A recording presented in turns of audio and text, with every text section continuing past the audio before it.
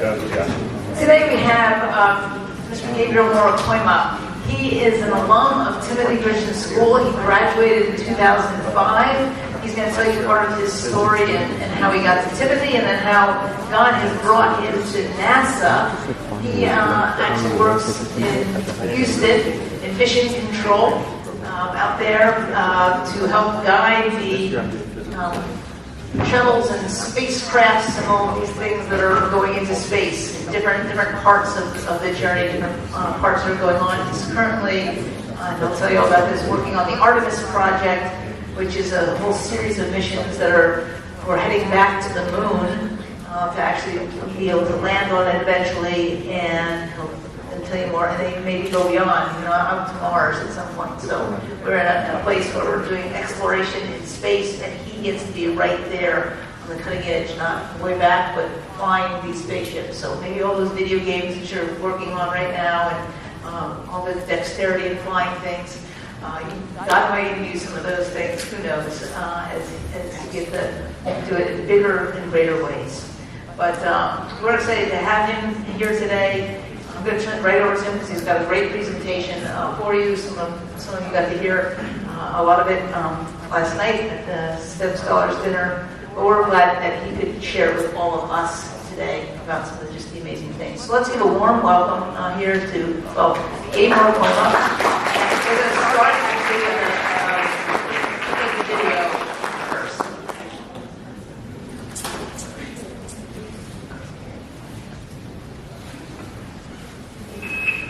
Subscribe for more space.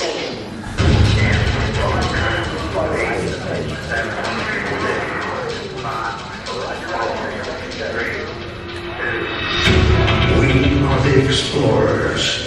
We have a need to find what is out there. It is a drive inside each and every one of us. The drive to wonder, to push the boundaries, and to explore. We expanded across our lands, settling new frontiers. We took to the oceans and learned that we could cross treacherous expanses in the pursuit of discovery. And then we took to the skies and flew. But that wasn't enough. We left the planet and redefined what was possible. We flew in space. We walked in space. What once was a melodramatic flight of fantasy became reality. Then, a new generation of spaceships captured hearts and minds for 3 decades and helped build a castle in the sky that is our lasting home in space. We have always looked up. For centuries, we wondered what was on the other side of the sky. And we have begun to answer that question. We have learned that all the exploration humankind has achieved is only a beginning. Right now, men and women are working on the next steps to go farther than we have ever gone before. New vessels will carry us, and new destinations await us. Everything we have ever accomplished leads to this moment in time, where exploration will now take us to the planets and the stars. Our nearest neighbors in the night sky have beckoned us, invited us, dared us to reach for them. We are the explorers. Throughout our history, we have taken both small steps and giant leaps in that pursuit. Our next destination awaits. We don't know what new discoveries lie ahead, but this is the very reason we must go.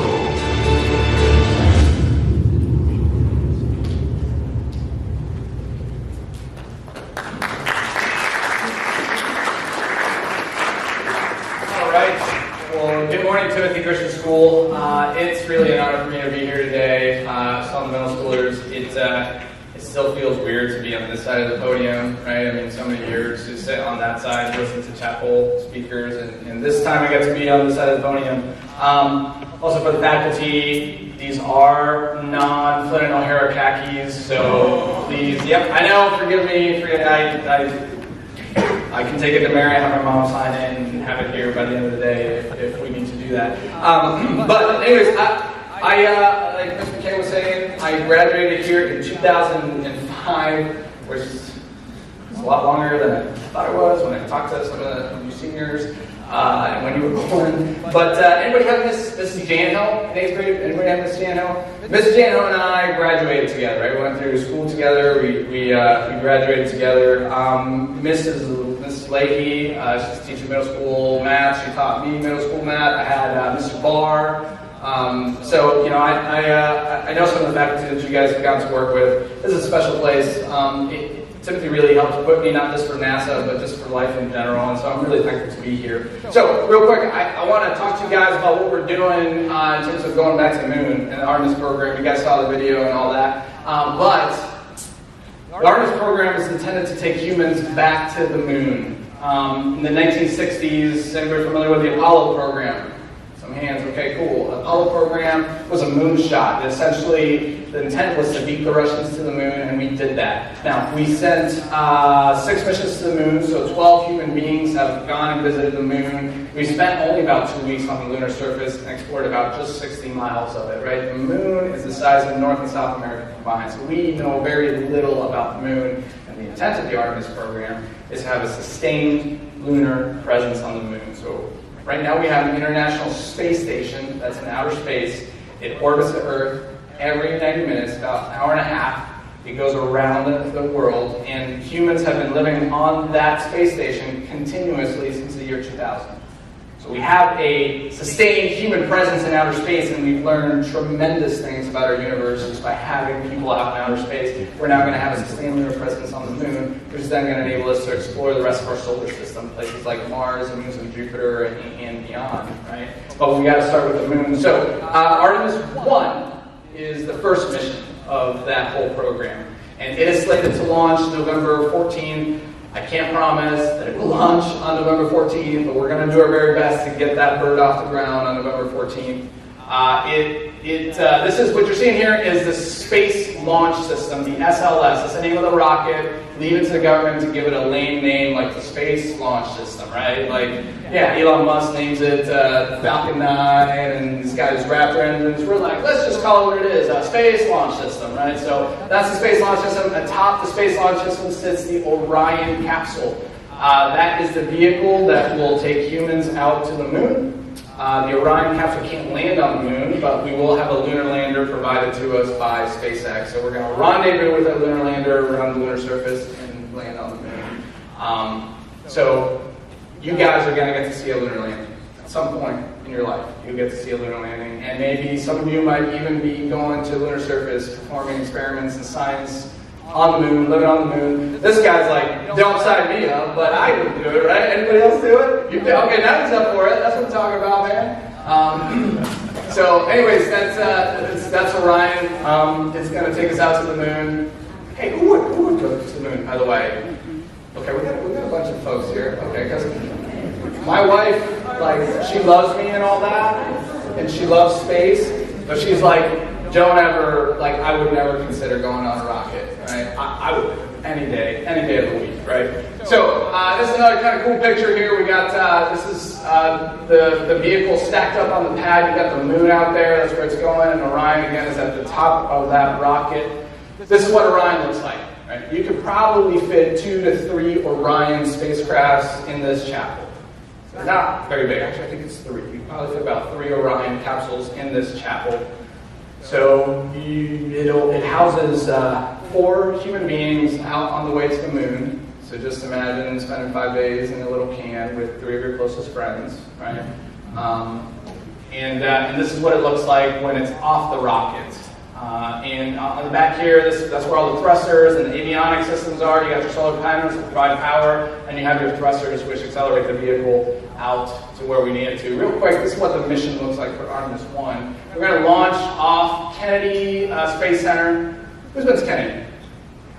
Cape Canaveral, taking the tour? Man, just a few of you guys, okay. Kennedy is where we do all the launch operations. I work in Houston, Texas. Kennedy is just where we launch stuff, right? We don't do design work out there. They just do all the processing for all the hardware that goes out into outer space. Johnson Space Center in Houston is the hub of human spaceflight. There's also Jet Propulsion Laboratories out in California. They do all the Mars rovers, right? So they do all the stuff that doesn't require human beings. But in Houston, Texas, that's where the astronauts live. That's where they work. I work closely with the astronauts. I have good relationships with a lot of them. And that's where mission control is, right? That's where mission control is. So we're going to launch out of Kennedy Space Center. The SLS is going to take Orion uphill, is the word that we use. Once it expends all its fuel, the core stage, which is the orange part, will pop off, and now we just have Orion in the upper stage. It's going to cruise around the backside of the Earth and ignite its thrusters about 45 minutes later and do what's called the trans-lunar injection burn. That's going to send Orion out to the moon. It's about a 5-day trip to the moon. Back in the Apollo era, we did it in 4 days. In the Apollo era, we also had 4% of the federal budget. Now we have less than 0.5%, like NASA has less than 0.5%, and we do significantly more than just human spaceflight. So the reason it takes 5 days is because that's a more fuel efficient route, right? We're trying to do our best with the tax dollars that we have. It's going to take us 5 days to get out to the moon. We're going to slingshot around the moon, and then we're going to spend a couple days out here in the lunar vicinity testing out actually a couple weeks. Just orbiting the moon at a high altitude, testing out the rocket, sorry, not the rocket, the spacecraft. We're going to try to see if we can break some stuff. We're going to see how it works, because this mission is unmanned, right? There's no people in this mission, there's no crew. The next mission we're going to be putting astronauts on. So we want to make sure that we understand the way that this spacecraft works before we start putting people on it and send them out to the moon, because it's pretty dangerous for one, and it takes 5 days to get back. So if you break something, it's not like the International Space Station where they can be home in half an hour. It takes a couple days to get back. After we test it all out, we're going to slingshot ourselves around the moon and take a 5-day journey back. It's going to occur around the South Pacific and splash down off the coast of San Diego.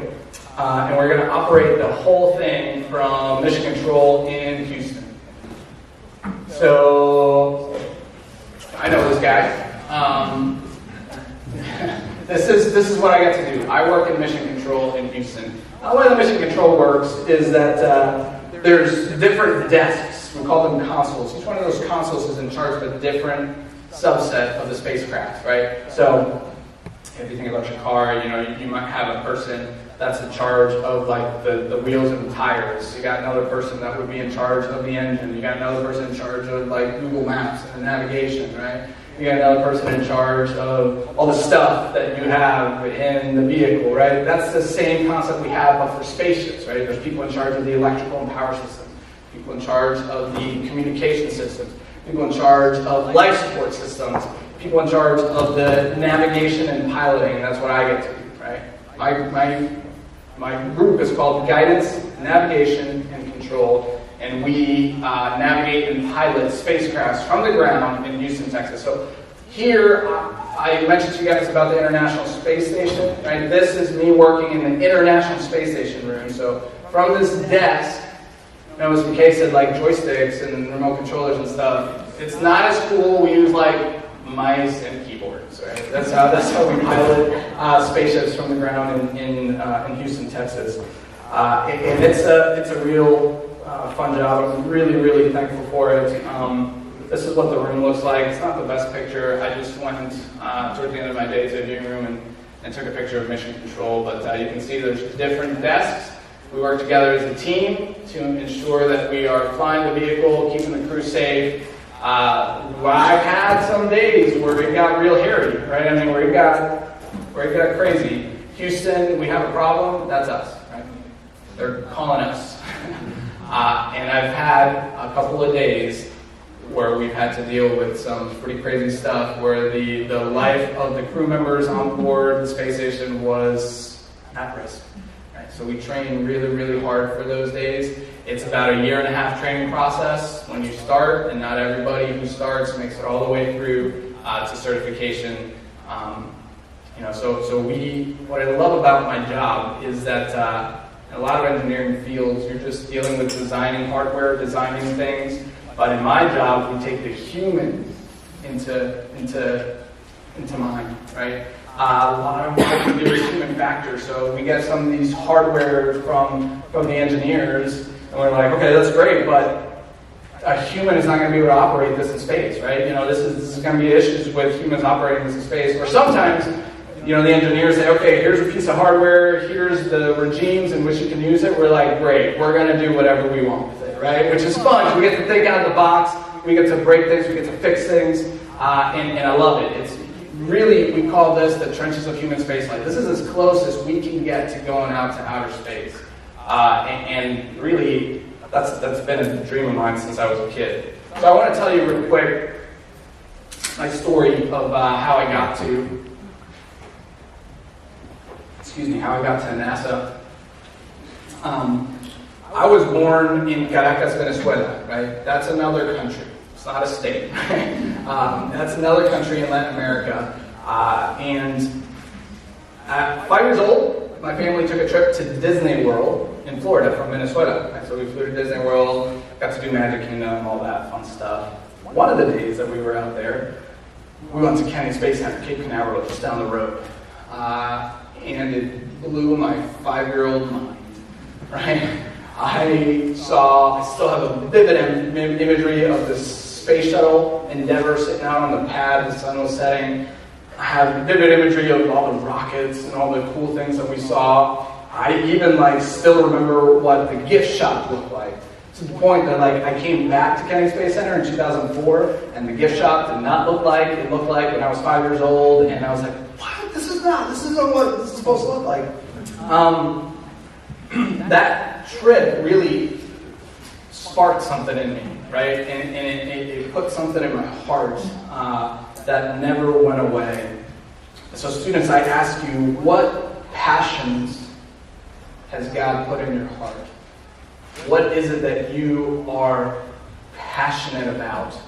It might not be a science thing, it might not be space, it might be space. If it is, come talk to me.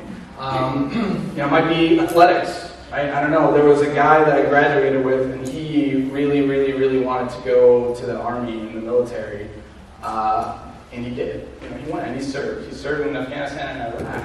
And I know the Lord used them in many ways out there. I don't know what it is. Is it something in the medical field? Is it teaching? I don't know, right? Athletics.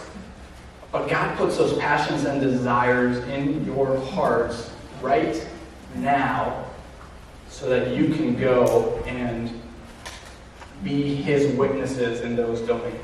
So you can go and do amazing, really cool things in those fields, but also tell people about Jesus in those fields. And we're going to talk about that here in a little bit. I moved here from Venezuela in the middle of my 2nd grade year.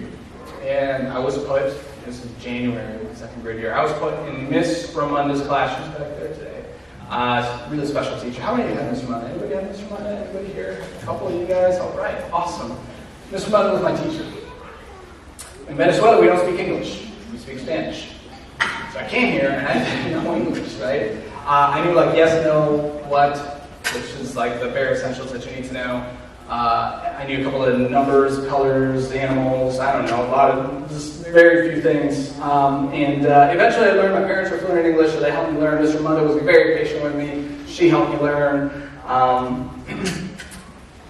She also started a space program here in Timothy, right? How many of you were involved in Miss Ramunda's, the space thing, the space program? A couple of you guys, right? You put on the suits and the helmets, you got on the bus, right? The bus was outfitted like the space shuttle or the International Space Station. Okay, we had a tent, right? We didn't have the bus, we had just a tent. It was the first year she did it. You guys had the plastic helmets and the suits. We had to make our helmets out of the grocery bags, the brown bags, the grocery bags. We cut holes in them, and those were our helmets, right? So I like to say we were the initial pioneers of Timothy's space program, right? We paved the way for you guys to then fly to space in buses and have spacesuits and all that. But we were the initial pioneers of that. That space program fueled that passion, right? That thing that I got to do in 2nd grade, propelled me forward into yes, I want to do something here in the realm of space, right? So as you look back on your time in school, right? You had that initial spark, that initial passion. What are some things that have kind of propelled you forward in that? Was it a coach? If it's athletics, right? Was it a teacher? Take some time to kind of reflect, because those are things that God is putting in your lives to point you forward and say, hey, this is where I want you. This is what I want you doing, right? The pinnacle of being a Christian, listen to this very carefully, the pinnacle of being a Christian is not necessarily like being a pastor or a missionary. Although that's important, and although we should celebrate that, that is not the pinnacle of what Christianity is about. It's about living your life for the glory of God and telling other people about Jesus. And you can do that in whatever field it is that God has placed you in. Right? My dad always says this. He says, hey, there's no such thing as full-time ministry. You guys hear that term, full-time ministry? Okay, there's no such thing as full-time ministry. We like to say like pastors aren't full-time ministry, or missionaries aren't full-time ministry. The truth of the matter is that if you are a follower of Christ, you are in full-time ministry. Wherever it is that God has placed you, you are in full-time ministry.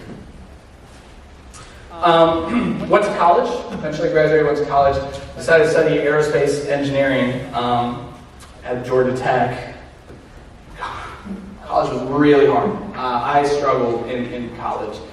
There was this one thing that one of my mentors told me as I was kind of going through college. He pointed me to Hebrews chapter 1, verse 3. He said, it says this, it says, Jesus is the radiance of God's glory and the exact representation of his being, sustaining all things by his powerful word. And after he had provided purification for his sins, he sat down at the right hand of the majesty in heaven. The phrase right there, he sustains all things by his powerful word.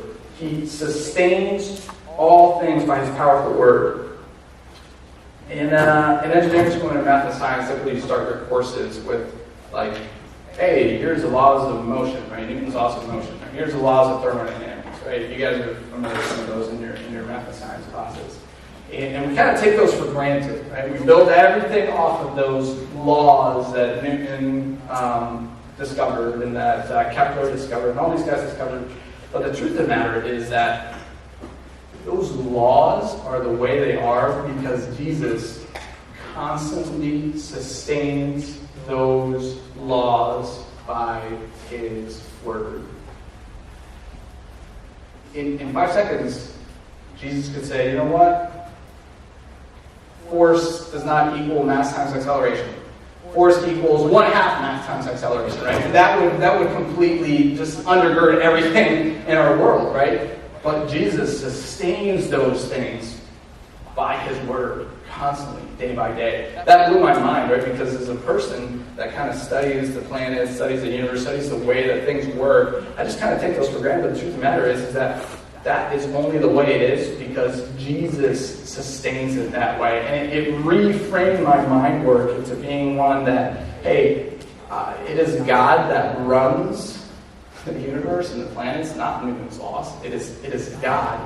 And he also runs my life. And he's going to put me where he wants me, not necessarily where I want to be, he puts me where he wants me. So, I'll tell you real quick how I got to NASA, right? You know that it was my dream and my desire to work there since I was a kid, but there were a couple hurdles in the way. The first one is my citizenship. In order to work at NASA, you have to be a U.S. citizen. And I was born in Venezuela, so I was not a natural-born U.S. citizen. Well, NASA would come to campus and do interviews every semester, and I would go, and every single time be like, hey, I'm Gabe, really want to work at NASA. It's been my dream since I was little. I can tell you exactly what the gift shop at Kennedy Space Center looked like in 1991. Is there any way that I could work at NASA? I'm a permanent resident. I'm not a citizen. I'm like, man, Gabe, no, I'm sorry. Come back with me when you're a citizen and we'll see what we can do. Long story short, I was coming up on my deadline, right? Like if I didn't get an interview with NASA by such and such date, there was no way I was going to have an offer from them until years down the road. It's just kind of the way that the bureaucracy works. And The day before NASA came on campus, for that last opportunity I had to interview with them, my parents got a letter from immigration saying, Gabe is going to be a citizen in about 2 months. Right? This is the day before NASA comes on campus to do my last shot at having any notion of me ever working with them. And so my parents sent me the letter because I'm in Georgia, right? I went to school at Georgia Tech, and I take that letter, I'm like, hey, guys are like, oh, hey, Gabe, we know you at this point. You come every single time. They're like, you're a citizen? I'm like, not yet. But check this out, right? Immigration says I'm going to be a citizen here in about 2 months. What do you say?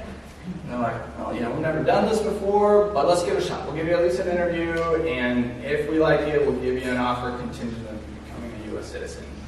And so they did. And it's a little side note, the lady that conducted my interview, she used to run the internship program, which is why she conducted my interview. She's now the lady that conducts interviews for like astronaut candidates.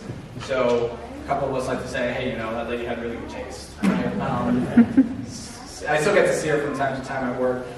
But that story made it very clear to me that it was God was going to open up any doors for me to go work at NASA. So it was He who gave me my citizenship. I cannot take any credit for that.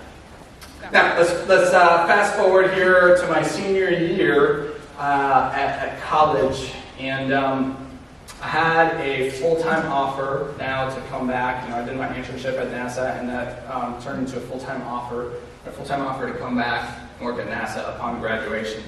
That offer was contingent on me keeping a 3.0 GPA.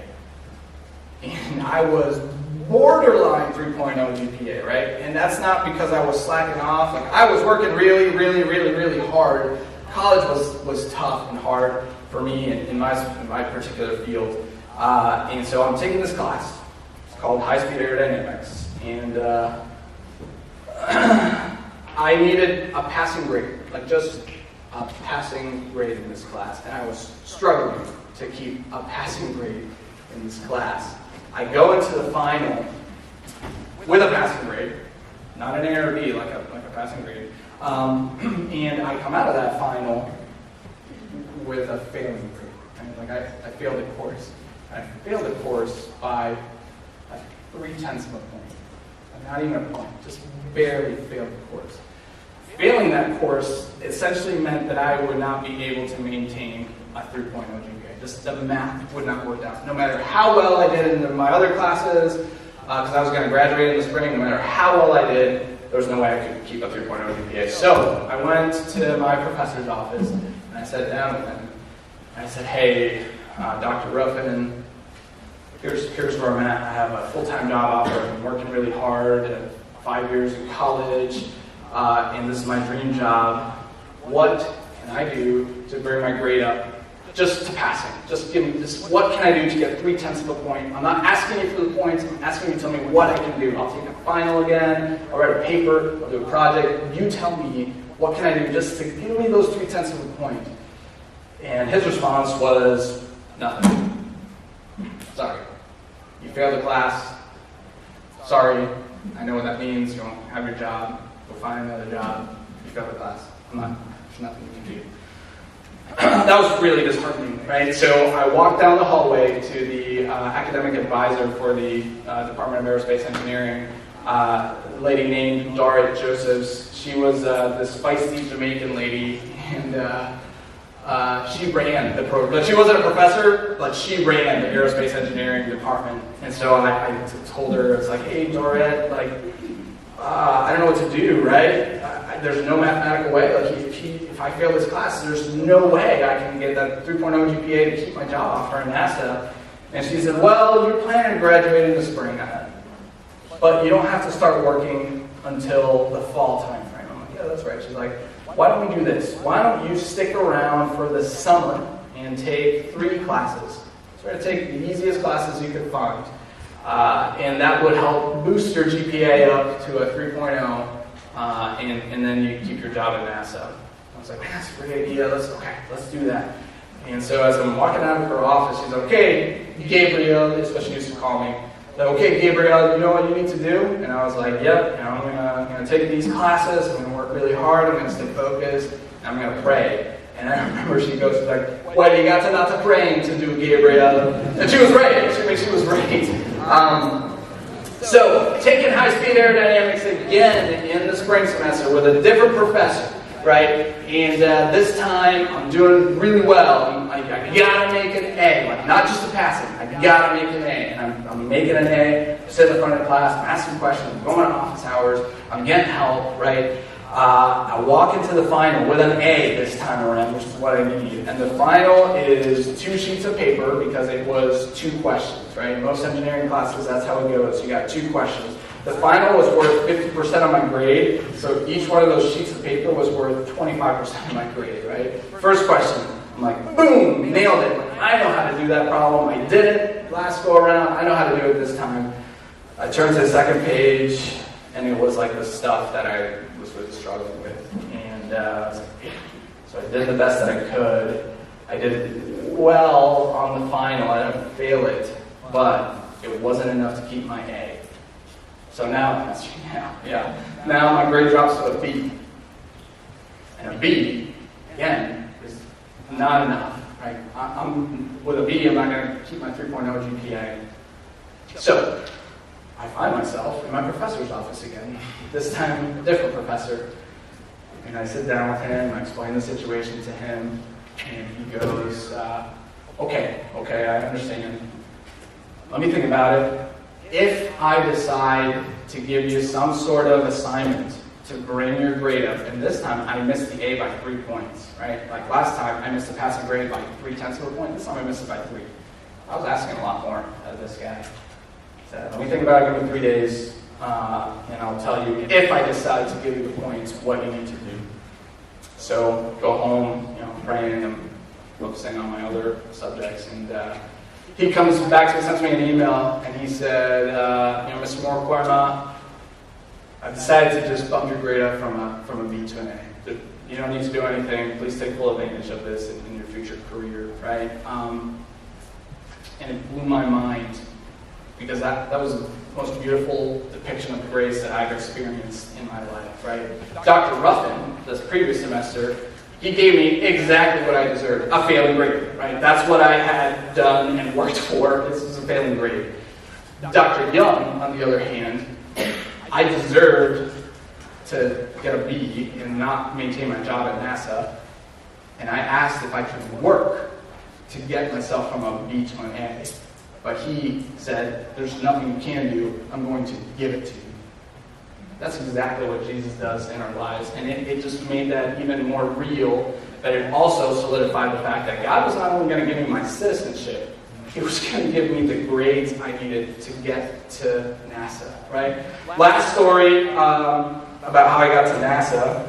So I'm taking my 3 classes in the summer semester, and I got to submit my graduation application. Any seniors, you got to submit your graduation application? I don't know how it works anymore these days. We got to submit a graduation application. Anyways, so I'm in college, and there's a specific day, I think it was like July 24th, I had to submit my graduation application. I couldn't submit it the day before, I couldn't submit it the day after, it had to be that day. And I'm really good at keeping track of my dates. I was not going to miss this date, and I missed the date. Like I missed it. So I run to Daria Joseph's office with my filled out graduation application a day late. And Daria Joseph goes, she's like, Gabriel, do you not want to leave this institution? And I'm like, you have no idea how much I want to leave this institution, right? And so she's like, this is a day late, like we can't accept it. And I'm like, man, what can we do? And she's like, give me a couple minutes. So I'm sitting now in the hallway waiting for Daria Josephs to let me know if there's any hope of me graduating in time for me to start my job at NASA. And she comes out, she said, okay, you need to go to the admissions building at 1 o'clock. You need to ask for this person, and you need to explain to her what happened. And I can't guarantee anything, I know what's going to happen, but that's what you need to go do. So, it was 9 in the morning, and I had to be there at 1. I'm spending like those 3 hours just praying, asking friends and family to pray.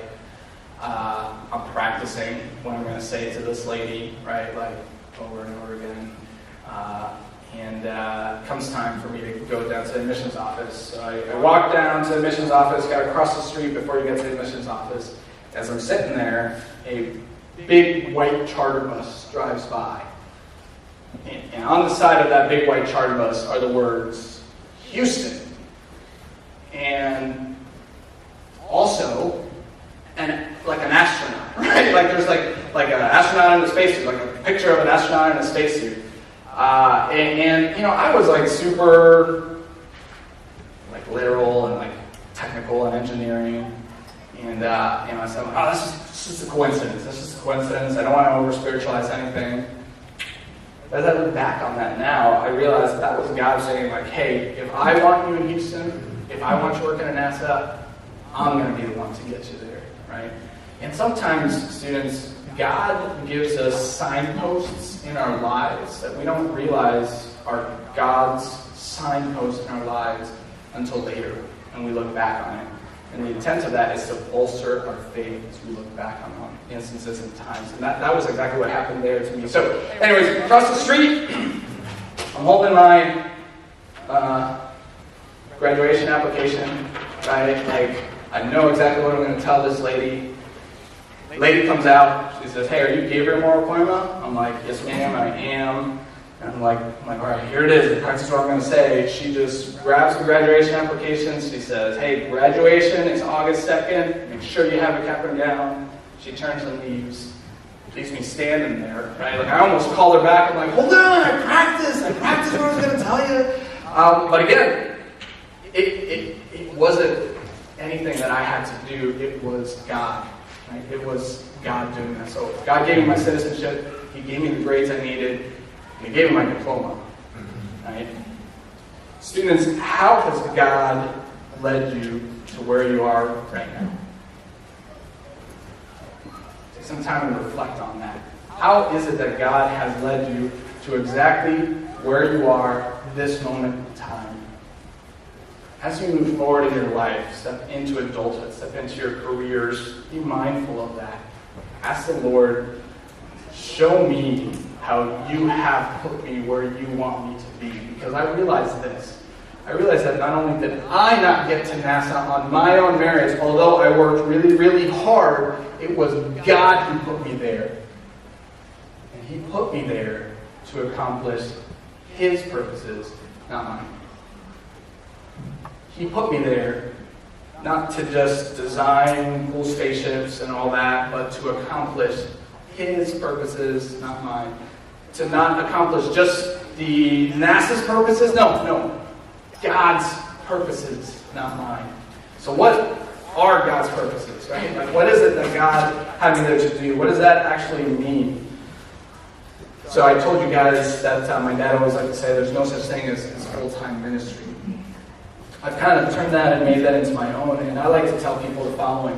I like to tell people that my occupation is that I am an engineer at NASA. But my career, which is what I'm going to be doing for the rest of my life until I die, is that I am a disciple maker.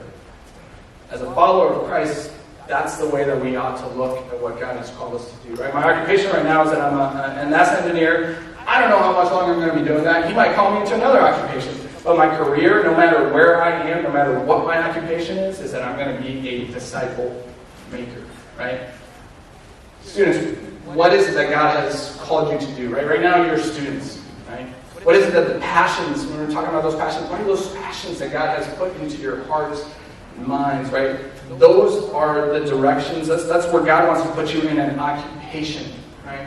Where you can be a disciple maker. So, in order to accomplish God's purposes, number one, we do our work as worship. That's the occupation part. We do our work as worship, and we make disciples. We make disciples. How is it that we can do our work as worship? You know that our purpose, right, is to glorify God. And we glorify God by bearing His image because we are designed to be image bearers. We are different than the rest of our creation. In Genesis chapter 2, it says that when God made us, He spoke everything else into existence, right? Sun, moon, and stars into existence, the plants, animals, the water, everything was spoken into existence, but humanity was different. It says that God took clay and he intimately molded humanity, and then he breathed life into their nostrils so that we, unlike the rest of his creation, could bear his image. And just by doing our jobs, we are actively bearing God's image. Just by you guys being students, just by you guys learning, just by you guys doing your tasks and assignments that your teachers have laid out to you to do, you are bearing God's image and thus bringing him glory. Athletes, right? Just by you working hard on the field or on the court, you are bearing God's image. Just by the way that you treat your teammates, you treat your opponents, right? You are bearing God's image and thus bringing him worship. So for me, right, I get to develop and implement innovative ways of flying spaceships. Just by doing that, doing it wholeheartedly, I am bearing God's image and worshiping him because it enables the human exploration of our cosmos and thus drives worship. I'm blown away by the stuff that we get to do at NASA, right? I mean, we build these crazy rockets, we build these spaceships, we work with SpaceX. We have this International Space Station, which is a modern marvel of engineering. I helped build it, and it still blows my mind that we built it. That pales in comparison to the sun, moon, and stars which God spoke into existence. And so the more that I work, the more that it drives my worship, because I realize the world that I'm in is not mine, it's his. So that's how we bring glory to God through our work, right, through our occupation. God also called me at NASA not just to do those cool things and worship him by doing those cool things, but also he called me to make disciples. I think I talked about this earlier. I've spoken a couple times, so it might be getting my wires crossed. God has given you passions and desires so that you can go into those fields and bring Christ and make Christ known into those fields, right? I'm just going to give you an example from my life. Most scientists and engineers aren't going to want to talk to a full-time vocational pastor or a full-time vocational missionary about Jesus, right? Because they don't speak their language. In fact, they don't have a lot of respect for them, unfortunately. But they will talk to a follower of Christ who is also a scientist and engineer. Right? So these passions and desires that God's put into your hearts is so that you can go into those fields and you can make Jesus and Christ known in those fields to the people around you that are lost. I'm going to tell you a quick story. A couple of my Christian coworkers and I got together at one point. I can tell you countless stories of how we made disciples in the workplace, but this is just one. A couple of my Christian coworkers and I got together, and we decided on Tuesday mornings we would pick an empty conference room and we would pray for 10-15 minutes. We would just pray for 10-15 minutes and pray for our coworkers. As we started doing that, we started to see God opening doors, right? Starting to have spiritual conversations with people around us in the workplace. And the unfortunate thing was that we didn't have the time to actually complete these spiritual conversations. So a young lady opened up her home for us to have Bible studies at her home, and we started inviting our coworkers to come study the Bible with us. Because, again, these coworkers that didn't know Jesus were scientists and engineers. They did not want to set foot in the church to study the Bible. However, they would set foot in the home of a fellow NASA scientist and engineer to study the Bible. So we started inviting our coworkers. I invited this one guy named Nate. I thought he was just going to be nice and say yes and come one time and check the box. Like, hey, I wasn't going to see Gabe. I went to his thing. I'm not going to go do it again. So I invited Nate. I said, hey, Nate, a couple of us are getting together. We're going to study the Bible. Would you be interested in coming? And he was like, yes, absolutely, I would be interested in coming. Blew my mind, right? Blew my mind because the Holy Spirit had been working in his heart, unbeknownst to me. He had been having spiritual conversations with other Christians that I didn't even know about. And really, like, the Holy Spirit was digging into his heart and soul, and when somebody in his field approached him and said, "Do you want to study the Bible?" He was like, this is exactly what I've been hoping for. So Nate started coming, and about a year and a half later, this guy came to know Jesus. Right? He became a follower of Christ. And recently I was having a conversation with him, and he's telling me about other coworkers that he is inviting to come to know Jesus as well, right? That's what it's about, guys, right? It's about us using the fields that God has placed us in to worship Him with the work of our hands, but then it's also about the people in those fields. People who don't know Christ in those fields, and introducing them to the love of Jesus, and introducing them into freedom and new life that is found only in Christ. I'm going to close out with this picture here. Thank you, Splendid. So, this picture was taken on my last day of working in mission control for the International Space Station. To make it really special for you, I'm still working in mission control, but for Ryan. But in July, I decided to give up my certification on International Space Station work. It was too much. This is taken in the cupola, or it's like a really cool window of the International Space Station.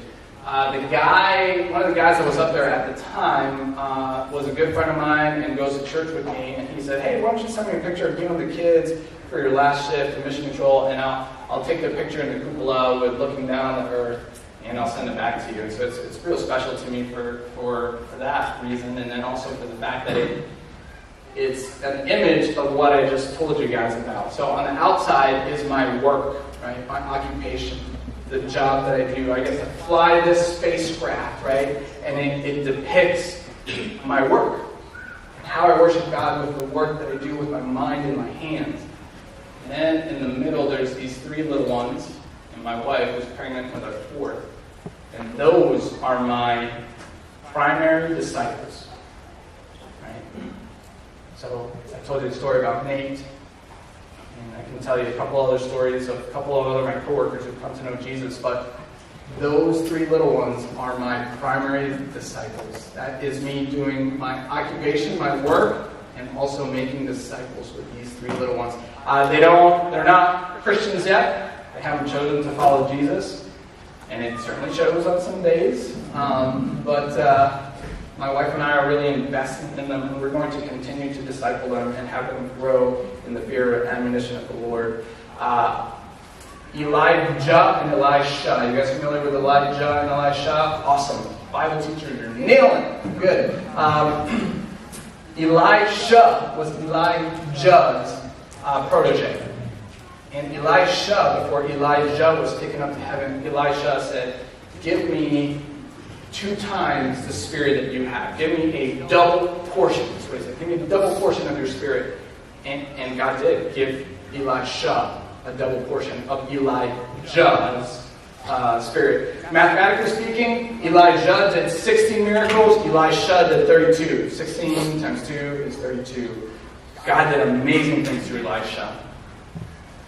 I am praying and asking that God would give a double portion to people like Nate, who is off telling other people about Jesus at NASA. That He would give a double portion to these kiddos that God has blessed us with, so that not only are we making disciples, but we're making disciples that were greater than us, and they are making disciples greater than us, right? I pray that God would give you guys a double portion. That you students would go off into your realms, domains that God's placed you in, and that He would give you a double portion to what I had as a previous alum, a double portion to what all those faculty in the back have, because they love you and they're pouring into you, right?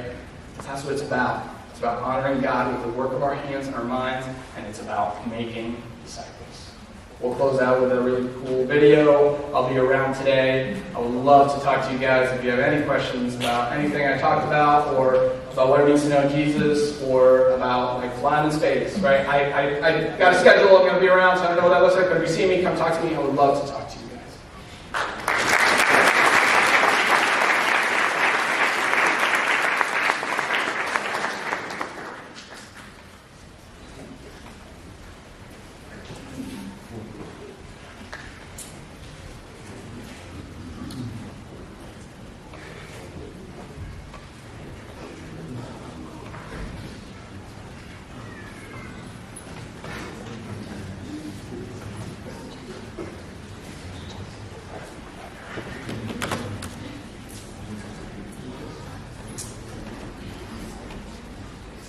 Guys, I'm so sorry.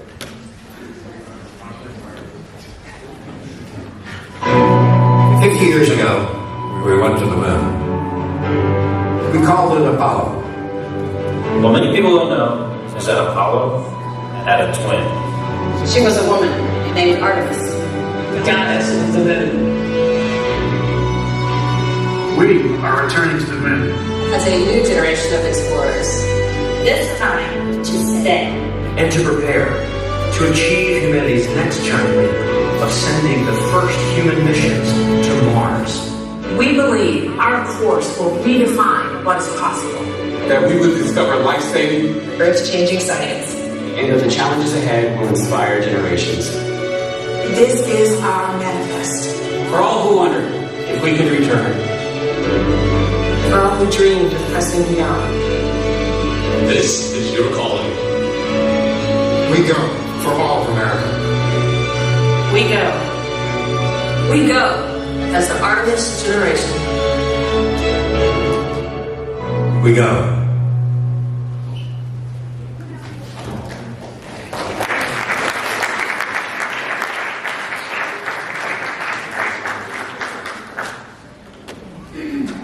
We pray that you've been challenged today by what Gabe said, both about his work in NASA and where God has called him, and also to be a disciple maker. And where God has called us, right, to do that right here at Timothy Christian School. And as you think about the future, what God has called you into. Like you said, Gabe will be around, Mr. Morocoima will be around, going to several of your classes, and maybe have some time just to catch him and be able to ask some questions about what he's talked about, or even some other things may have sparked your interest in having him here. We're just thankful for him to come all the way out from Houston, take time off. They're about ready to launch, so he's got to get back because he's got to get into that mission control booth and be ready to launch. So we're glad that he was willing to come. I'm going to close in prayer, and then what I'd like you to do is, if you could pass your cards to the middle, and then you guys right here on the end, so we're going to give them to people. You need to pick the chairs up in here. Hold on just for a minute. And so staff members in the back, we're going to hold our chairs, put them against the wall. We're going to put our chairs against the wall. We've got to kind of clean this out with phys ed class coming in a little bit later. So we need to clean that up, and then we're going to go on to third period, second block. Let's go what we're in right now. Let's pray. God, we thank you for the opportunity to hear about all that's happening in our world and the exploration that you have given us intelligence to be able to discover your wonderful world. You are the one that put this together, and we just get a glimpse in it. Thank you for what Gabe is doing in Houston and Mission Control. Thank you for the exploration. Thank you for the intelligence that you've given him, the story, the guiding of him. It's clear that you have directed his path to be where he is. And thank you that he is using his talents and his abilities to bring glory to you in the way he works and be a light for you in making disciples. God, may we be challenged to help us to take the thing that you have put in us, the interest, the spark, and to pursue that, looking to you for guidance, looking to you for how we can bring glory to you. God, bless us today. Thank you for the opportunity just to be here. In Jesus' name, amen. Please, Pastor,